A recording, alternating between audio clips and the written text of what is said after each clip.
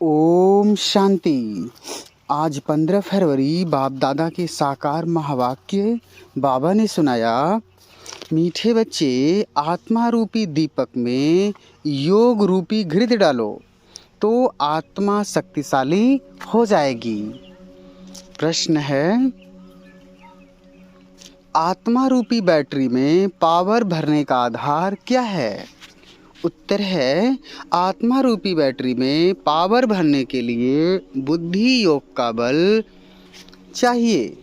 जब बुद्धि योग बल से सर्वशक्तिमान बाप को याद करेंगे तब बैटरी भरेगी। जब तक बैटरी में पावर नहीं तब तक ज्ञान की धारणा भी नहीं हो सकती। आत्मा में कंप्लीट रोशनी आने में टाइम लगता है। याद करते करते फुल रोशनी आ जाती है। गीत है, रात की राही थक मत जाना, सुबह की मंजिल दूर नहीं। ओम शांति। बच्चों ने गीत का अर्थ तो सुना कि तुम बच्चे अब दिन में जाने के लिए पुरुषार्थ कर रहे हो।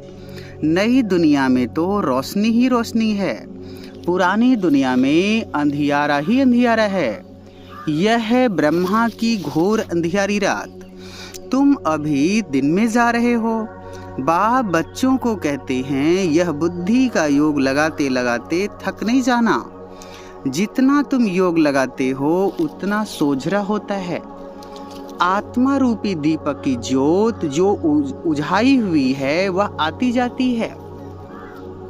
उस बिजली में तो फट से करंट आ जाती है, परंतु आत्मा में कंप्लीट रोशनी आने में टाइम लगता है। अंत तक फुल आ जाएगी। योग लगाते रहना है। मोटर की बैटरी भी सारी रात भरती रहती है, वैसे यह भी मोटर है। इनमें अब घृत खत्म हो गया है अथवा पावर कम हो गई है। बाबा को तो पावरफुल सर्वशक्तिमान कहा जाता है ना। इस बैटरी में सिवाय बुद्धि योग बल के पावर आ नहीं सकती। सर्वशक्तिमान बाप से ही योग लगाने से सारी बैटरी भरती है। बैटरी भरने के सिवाय नॉलेज भी धारण नहीं हो सकती। घड़ी घड़ी बाप कहते हैं, मुझे याद करो और वर्षा ले लो। मन मना भाव कितनी सहज बात है। मनुष्य तो राम राम का जाप करते रहते हैं और चाहते हैं राम राज्य हो, परंतु ऐसे राम राम जपने से राम राज्य थोड़े ही होगा। ऐसा राम राम तो जन्म जन्मांतर बहुत करते आए, गंगा के कंठे पर बैठकर। यह तो कोई को पता ही नहीं तो राम राज्य किसको कहा जाता है। जरूर राम ही राम राज्य बनाएंगे। उन्हों की बुद्धि में सीता राम वाला राज्य आ गया है। अब उस राम राज्य में तो राम को ही आराम नहीं था। राम राजा की ही स्त्री चोरी हो गई तो प्रजा का क्या हाल होगा। यहाँ भी राजाओं की स्त्री कभी थोड़े ही चोरी होती है। यह लोग फिर सीताराम के लिए कह देते हैं, यह बड़ी समझने की बातें हैं। वास्तव में राम तो परमपिता परमात्मा को कहा जाता है। गाते भी हैं तुम मात पिता। अब मात पिता कौन सा जिसके लिए यह गाते हैं? एक तो है लौकिक मात पिता, उनकी तो यह महिमा नहीं करेंगे। जरूर दूसरा कोई परम पिता है तो जरूर माता भी होनी चाहिए। तो गायन है पारलौकिक मात पिता का। पूछते हैं हु इज क्रिएटर तो झट कहेंगे गॉड फादर। तो सिद्ध है ना मात पिता है। इस समय ही दो मात पिता होते हैं। सतयुग में सिर्फ एक ही मात पिता होता है। लौकिक मात पिता होते भी यहाँ गाते हैं तुम मात पिता। इस समय हम बच्चों को बाप द्वारा सुख घनेरे मिल जाते हैं, फिर एक माता पिता हो जाता है। पारलौकिक माता पिता द्वारा सतयुग की प्रारब्ध में सुख घनेरे मिलते हैं। उस माता पिता का ही गायन है। फिर भी ऐसे बाप को बच्चे याद करना भूल जाते हैं। तुम बच्चों को तो सबको बाप का परिचय देना है कि बाबा आया है। हमेशा शिव बाबा और ब्रह्मा बाबा कहते हैं। प्रजापिता का तो नाम वाला है, शिव बाबा, ब्रह्मा बाबा। लौकिक बाबा वह पारलौकिक परमपिता, वह फिर मात पिता कैसे बनते हैं? यह बड़ी गूढ़ी बातें हैं। कोई भी आते हैं, पहले यह पूछो कि परमपिता परमात्मा आपका क्या लगता है, प्रजापिता आपका क्या लगता है। जब अम्बा भी गुप्त तो यह ब्रह्मा भी गुप्त। यह ब्रह्मा है बड़ी माँ। लौकिक बाप का तो नाम रूप देश काल सब जानते हैं। अब तुम उनको पारलौकिक माता पिता का नाम रूप देश काल ऑक्यूपेशन बताओ। मम्मा की भी यह बड़ी मम्मा द्वारा बच्चों को एडॉप्ट करते हैं तो माता पिता कंबाइंड हो जाते हैं। इनको माता पिता अथवा बाप दादा भी कहते हैं। किसको समझाने की बड़ी युक्तियां चाहिए, बड़े बोर्ड पर लिखना चाहिए। निराकार परमपिता परमात्मा को सब याद भी करते हैं, परंतु यह नहीं जानते तो वह माता पिता कैसे है। इतनी भी मनुष्यों की बुद्धि नहीं चलती, क्योंकि बातें हैं बहुत विचित्र जो बाप ही आकर सुनाते हैं। आत्मा कहती है ओ परमपिता परमात्मा, वह भी है परंतु सुप्रीम है। सुप्रीम माना परम, वह परम धाम में रहने वाला है। वह खुद तो जन्म मरण में नहीं आते। आ करके हम बच्चों को पतित जन्म मरण से छुड़ाते हैं, पावन जन्म मरण से नहीं छुड़ाते हैं। पतित पावन को ही, पतित आत्मा को ही पावन आत्मा बनाते हैं, इसलिए उनको पतित पावन कहा जाता है। मनुष्य तो राम सीता का भी अर्थ नहीं समझते। वास्तव में सब भक्तियां सीताएं हैं, याद करती हैं एक साजन परमात्मा को। बाप कहते हैं बच्चे इस समय सारी दुनिया में रावण राज्य है, सिर्फ लंका में नहीं। रावण को जलाते भी यहाँ हैं। लंका हिंदुस्तान में नहीं, वह तो बौद्धियों का अलग खंड है। तो इस समय सारी दुनिया रावण के बंधन में है। सारी दुनिया में रावण का राज्य है। आधा कल्प है राम राज्य, आधा कल्प है रावण राज्य। आधा कल्प दिन, आधा कल्प रात। यह सब बातें बुद्धि में रखने की है। इस समय तुम रावण पर विजय पा रहे हो। जो पूरी विजय पाएंगे वही मालिक बनेंगे। सतयुग आदि में लक्ष्मी नारायण का राज्य था। उन्होंने यह स्वर्ग की प्रारब्ध कहाँ से और कैसे पाई? सतयुग में मनुष्य बहुत थोड़े होंगे, लाखों की अंदाज में होंगे। जमुना के कंठे पर राजधानी होगी, वहाँ कोई विकार होता ही नहीं। कहा ही जाता है संपूर्ण निर्विकारी। बच्चे भी योग बल से ही पैदा होते हैं, वहाँ रोना पीटना कुछ नहीं होता। परंतु पहले यह बातें नहीं निकालनी है।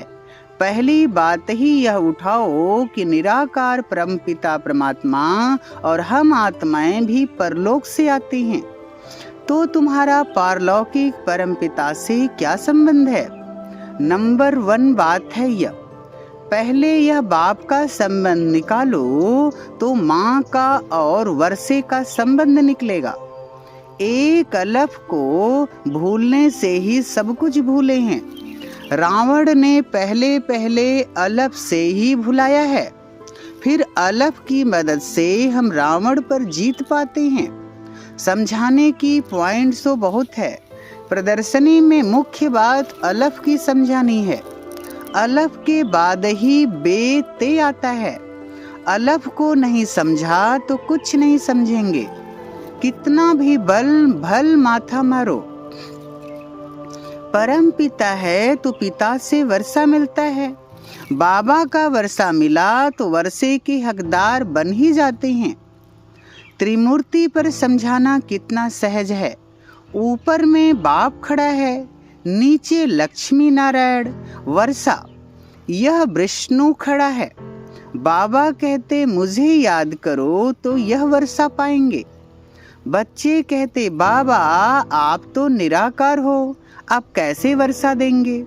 बच्चे, मैं इन ब्रह्मा द्वारा देता हूँ, जो आए उनको इस बात पर भी समझाओ।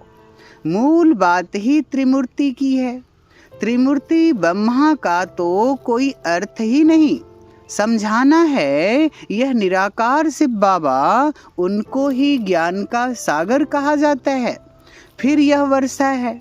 अब बाप तो है निराकार, फिर इन लक्ष्मी नारायण को वर्षा कैसे मिला, कहाँ से आया? तुम यहाँ अपने को विष्णु कुमार नहीं कहलाते हो, तुम हो ही बीके, ब्रह्मापुरी मनुष्यों की ही कही जाती है, जहाँ खास ब्राह्मण रचते हैं। सिंध में भी ब्रह्मापुरी थी। यह किसने समझाया? शिव बाबा ने। हमेशा बाप दादा कंबाइंड कहना है, कभी बाबा कभी दादा बोलेंगे। दोनों आत्माओं का मुख तो एक ही है ना। जब जिसको चाहे वह यूज करेंगे, बंधन थोड़े ही है। तो पहले यह बात की ज्ञान सागर गीता का भगवान बाप है। वह कहते हैं यह ब्रह्मा विष्णु शंकर तो सूक्ष्म वतनवासी हैं देवताएं। यह ब्रह्मा तो मनुष्य हैं, जब संपूर्ण बनेंगे तो देवता कहलाएंगे। यह तपस्या कर फिर देवता बनते हैं। इन ब्रह्मा कुमार कुमारियों को भगवान सिखलाते हैं ब्रह्मा द्वारा। चित्रों पर अच्छी रीति समझाना है। समझाने बहुत सहज है। यह शिव बाबा, यह वर्षा, यह शिव तो निराकार है, इसलिए ब्रह्मा द्वारा देते हैं। ब्रह्मा द्वारा स्वर्ग की स्थापना। जरूर अभी ही राजयोग सीखते हैं यह बनने के लिए। यह शिवपुरी, यह विष्णुपुरी है। अच्छा, मीठे मीठे सिकिलधे बच्चों प्रति माता पिता बाप दादा का याद प्यार और गुड मॉर्निंग। रूहानी बाप की रूहानी बच्चों को नमस्ते। हम रूहानी बच्चों की रूहानी माता पिता बाप दादा को याद प्यार गुड मॉर्निंग। नमस्ते बाबा, नमस्ते, शुक्रिया बाबा। धारणा के लिए मुख्य सार। पहली पॉइंट, अलफ की याद से रावण माया पर जीत पानी है। सबको अलफ का परिचय देना है। याद की यात्रा में, दूसरी पॉइंट, याद की यात्रा में थकना नहीं है। अपनी बैटरी को चार्ज करने के लिए सर्वशक्तिमान बाप को याद करना है। वरदान दे रहे हैं बाबा। एक बाप की याद द्वारा एक रस स्थिति का अनुभव करने वाले सार स्वरूप भव। स्पष्टीकरण है, एक रस स्थिति में रहने की सहज विधि है एक की याद। एक बाबा, दूसरा न कोई। जैसे बीज में सब कुछ समाया हुआ होता है, ऐसे बाप भी बीज है, जिसमें सर्व संबंधों का, सर्व प्राप्तियों का सार समाया हुआ है। एक बाप को याद करना अर्थात सार स्वरूप बनना। तो एक बाप, दूसरा न कोई। यह एक की याद एक रस स्थिति बनाती है। जो एक सुखदाता बाप की याद में रहते हैं, उनके पास दुख की लहर कभी आ नहीं सकती। उन्हें स्वप्न भी सुख के, खुशी के, सेवा के और मिलन मनाने के आते हैं। स्लोगन है, श्रेष्ठ आशाओं का दीपक जगाने वाले ही सच्चे कुल दीपक हैं। मातेश्वरी जी के अनमोल महावाक्य। परमात्मा द्वारा फर्स्ट लॉटरी क्यों न विन करे। देखो, बहुत मनुष्य ऐसे समझते हैं थोड़ा सा भी पुरुषार्थ करने से हम भी बैकुंठ में तो आ जाएंगे ना। परंतु उन्हों को यह सोचना चाहिए कि परमात्मा बाप आया है तो कंप्लीट वर्षा लेने के लिए तो स्टूडेंट का काम है। संपूर्ण पुरुषार्थ कर स्कॉलरशिप लेना। तो पहला नंबर लॉटरी क्यों न विन करे, यह है विजय माला में पिरोया जाना। बाकी दो लड्डू पकड़ कर बैठे हैं यहाँ का भी हद का सुख लूं और वहाँ भी बैकुंठ में कुछ न कुछ सुख ले लेंगे। ऐसे विचारवान को मध्यम और कनिष्ठ पुरुषार्थी कहेंगे, न कि सर्वोच्च पुरुषार्थी। जब बाप देने में आनाकानी नहीं करता तो लेने वाले क्यों कतराते हो। तब गुरु नानक ने कहा, परमात्मा तो दाता है, समर्थ है, मगर आत्माओं को लेने की भी ताकत नहीं। दे दा दे, लेन दा थक पाए। देने वाला देता है लेकिन लेने वाला थक जाता है। आपके दिल में आता होगा, हम क्यों न चाहेंगे कि हम भी यह पद पाएं, परंतु देखो बाबा कितनी मेहनत करता है, फिर भी माया कितना विघन डालती है। क्यों? अब माया का राज्य समाप्त होने वाला है। अब माया ने सारा सार निकाल दिया है। तब ही परमात्मा आते हैं जिसमें सब रस समाया हुआ है, जिससे सभी संबंध की रसना मिलती है। तब ही त्वमेव माता च पिता, आदि आदि महिमा उस परमात्मा की है। तो बलिहारी इसी समय की है जो ऐसा संबंध हुआ है। अच्छा, ओम शांति।